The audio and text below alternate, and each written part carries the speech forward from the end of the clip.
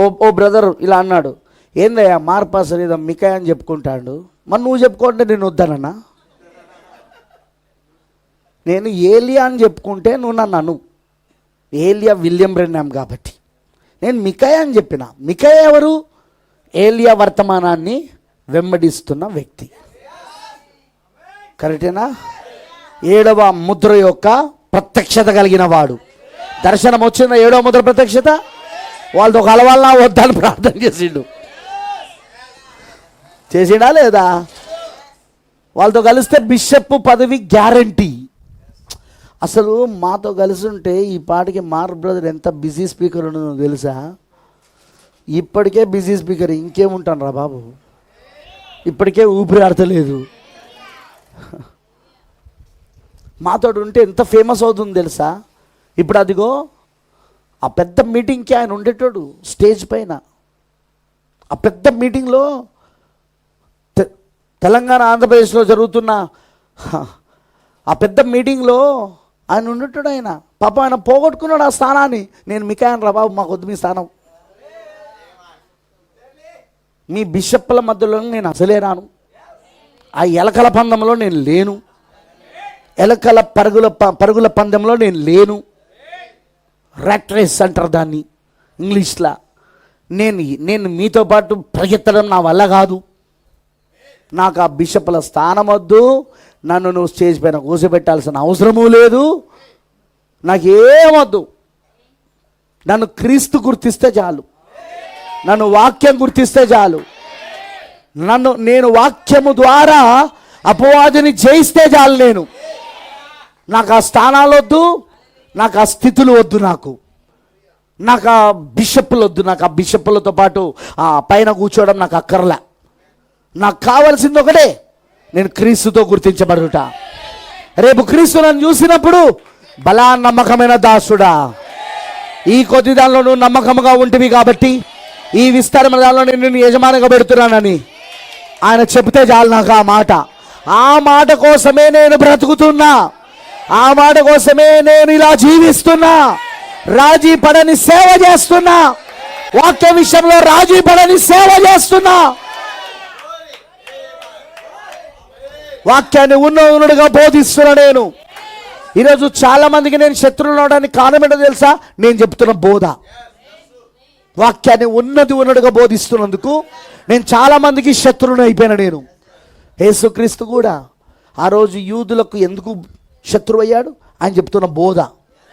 అపోస్తులు ఎందుకు శత్రువులు అయ్యారు? వాళ్ళు చెప్తున్న బోధ. విలియం బ్రెన్హామ్ ఎందుకు శత్రువు అయ్యాడు? సంఘ శాఖలకు ఆయన చెప్తున్న బోధ.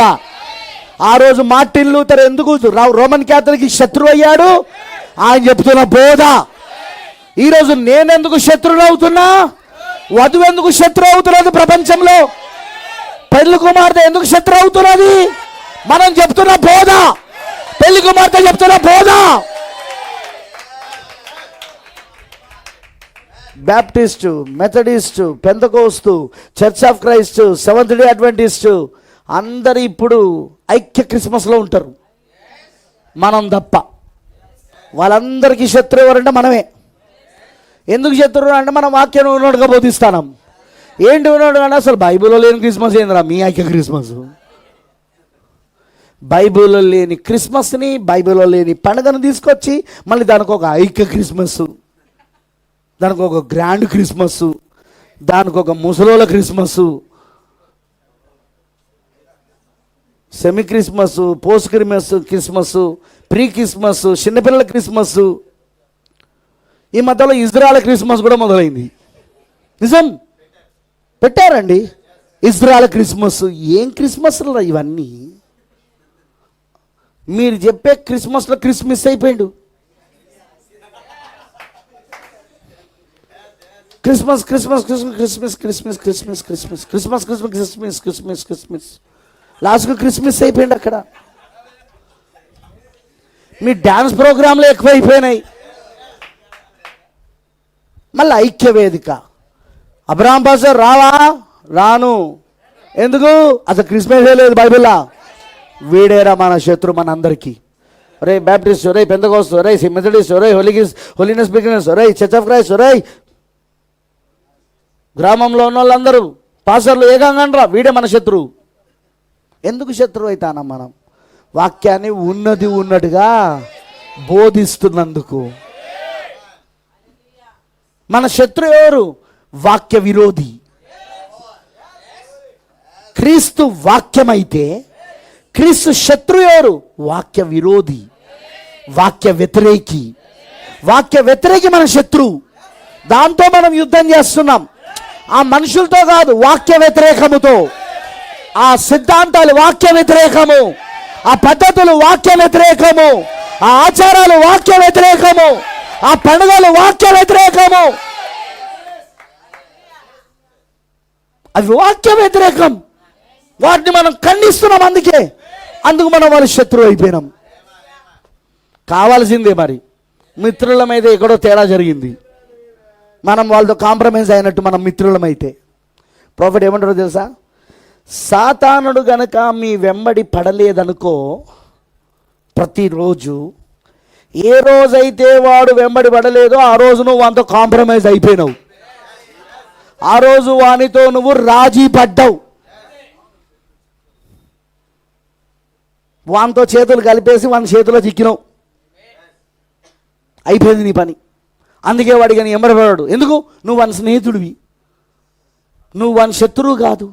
వాడు వెంబడబడేది ఎవరిపైన? శత్రువుతో.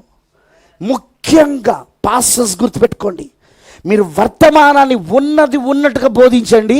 ఆ వారం చూడండి ఇక వాడు మీ ఎంబడి ఎట్లా పడతాడు. విశ్వాసులు మీకు చెప్తున్నా, ఆ వర్తమానం విన్నప్పుడు ఆమె నలలి ఆ స్తోత్రం అని ఎగిరోగా, తర్వాత తెలుస్తుంది వారం అంతా. అమ్మ అంత డ్యాన్స్ చేస్తావా నువ్వు సంఘంలో? వాక్యానికి అంతా ఆమె చెప్తావా? అమ్మ నువ్వు అంతగా అంటావు అనుకుంటా అంటాడు రాపో. అది వస్తావుగా, బయటకు వస్తావుగా నువ్వు, చెప్తాపా ఇంటి దగ్గర. రెడీగా ఉన్నది నీకు శోధన, రెడీగా ఉన్నది నీకు నింద, రెడీగా ఉన్నది నీకు బాధ, రెడీగా ఉన్నది నీకు సమస్యలు. అక్కడ నేను ఆల్రెడీ మీ అమ్మలో దూరినా, నీకు 2 తన్నులు పడతాయి ఈరోజు. ఆల్రెడీ మీ డాడీలో దూరిపోయినా నేను.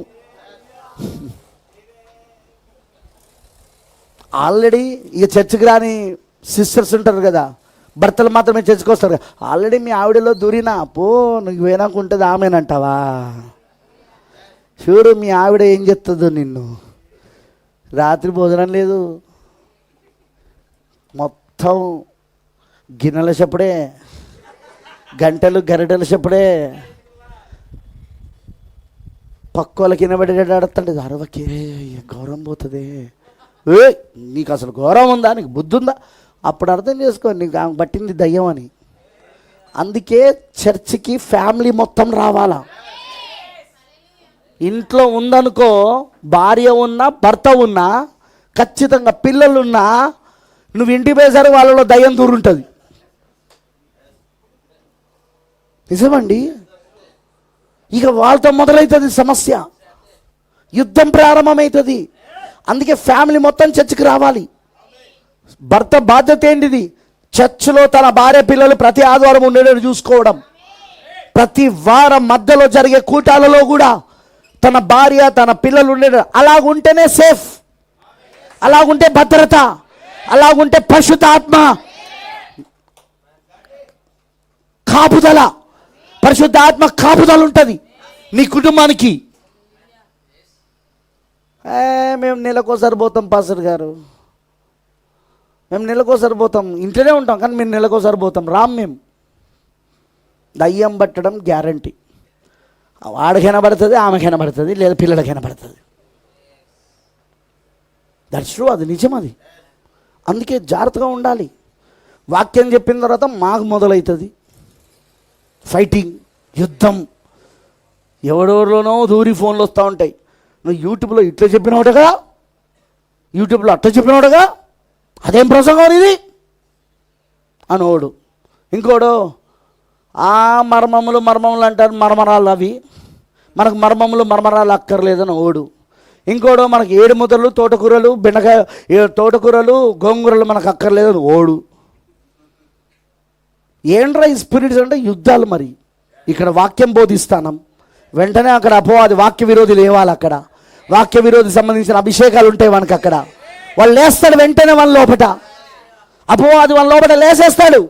ఈ వర్తమానం వ్యతిరేకంగా మాట్లాడుతుంటాడు.